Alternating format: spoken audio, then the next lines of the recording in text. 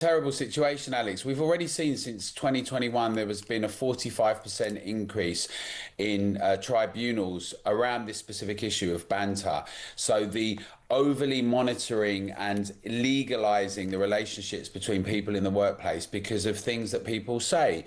And they will say, Angela Rayner and this government, well, it's not really about free speech, it's explicitly about harassment. But of course, when you start saying a woman is a woman, or you believe in other things and you say those things, people then say, well, words are violence and that's distressing and harmful and that's harassment. And we've seen it play out in lots of ways. We saw it this weekend, both in Leeds and in London. We saw a young man called Monty arrested because he had a placard saying trans equals mental illness. Now, people may agree or disagree. The Cash report said some things, but the police, who've got some of these initiatives already at Hendon Training College, around DEI and ESG, arrested him for having that placard. We've seen consistently a situation where there's a two-tier approach to what people can and can't say. You're allowed to say some things. They can be very, very insulting to the state, to Britain, to our institutions, to women, to all sorts of people. But if you say other things, then those that the good and the great, the technocrats who love DEI, will say that's being harmful or prejudiced or racist. You know, if you have a conversation, let's imagine around the water cooler, that you think too many people are coming in the country. Is that then being racist?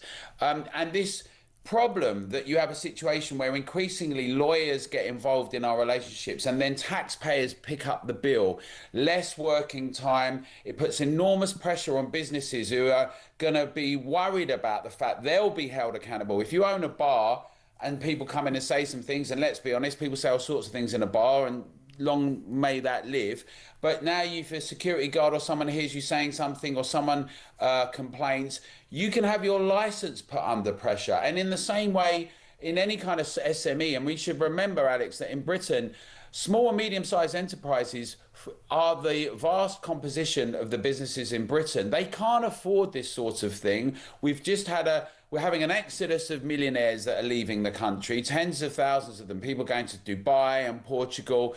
And this is, on the one hand, an Orwellian Brave New World moment where you're not even allowed to think certain things. You're certainly not allowed to say them. We have to unthink. We have to self-censor until we stop saying things.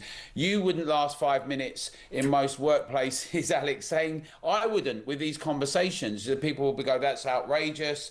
It's utterly unacceptable. Being polite, being civil, we just have some ideas that, you know, if one happens to think, look, people have different views about abortion and right, you know, pro-life or pro-abortion, but if you mention something, you say something, or even if you've watched a TV show and you chat to your friend about it at work, all of a sudden, all of those areas are policed, and it's terrifying, right? We often point to China and other places to say, look what's going on, but we're having it here. And that's why at Together and a Together Declaration, we've got the Digital Bill of Rights at the moment, because we're saying that from the Online Safety Act to debanking, to the fact that people are being tracked constantly. We don't want a social credit system, right? We don't think it's too concerning to say, look, too dramatic to say, look at what's happened already in the last 5 years. Look at what's happened around Southport, two-tier justice and policing, people imprisoned for social media posts,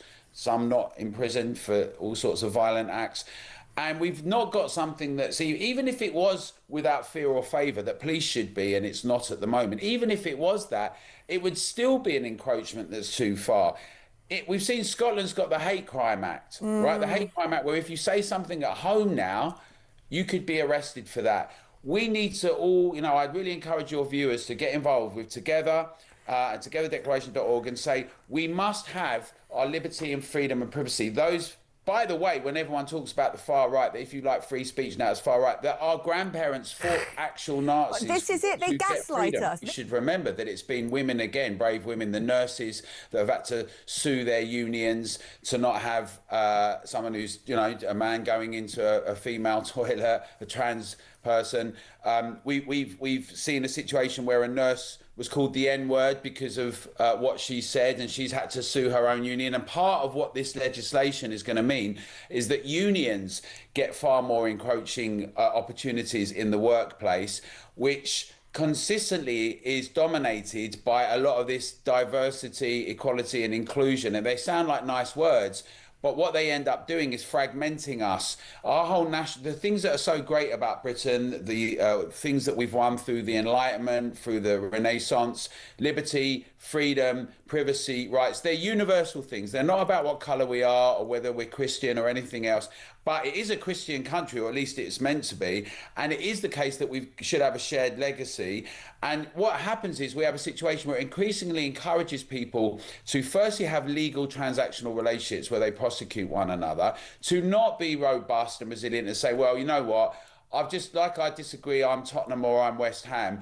I think this, you think that, that's work. We have a laugh, we have a bit of banter. You know, the terrifying thing about all of this is that now people end up self-censoring. It's what the intention is. I think this, but I'm not going to say that. It's like when they said there were shy Tories and then they were so surprised about Brexit. I think it goes even further than that. You know, like, I agree. It is. We're already in prison, all of us, because we're in the prison of our minds. So we don't only just self-censor, that there are some of us thinking, gosh, I have a feeling that this might actually be true, but I don't want to say it out loud. There's also a cohort of people out there who have swallowed all of this left-wing nonsense so wholeheartedly that they don't even think it. They don't even think it. I know plenty of, especially middle-class women, I ain't picking on them, but it's true, who sign up to all this refugees welcome, trans lives matter stuff, because they haven't even questioned it or analysed it. Reality is so far away, it's a dot on the horizon to these people. And that's why it's so important, Alex, that I think people get involved in the campaign. You should definitely come to us at togetherdeclaration.org. It's on everything. It's on cash. It's on tracking with central bank digital currency. It's on facial surveillance. They say, and this is the thing for us to be aware of as well, they say it's to stop fraud or stop crime or protect borders or to stop the... But we've seen CCTV everywhere, and yet all these things you're describing still happen. Right. We know that the boats are not going to get stopped by us having tracking digital ID. It will be us in Britain, the citizens, that will have it done on us. And it's really important that we remind people of the legacy, of our provenance, of our history, of freedoms and liberty and rights that we've all have a duty to uphold and defend, and to say the difficult things, to have courage and to say them in our workplaces to one another as friends, but also to our neighbours, and to reject these attempts to shut down speech, to make us all be automatons. It's unhuman, it's unfair, unnecessary, and we need to challenge and stop it together.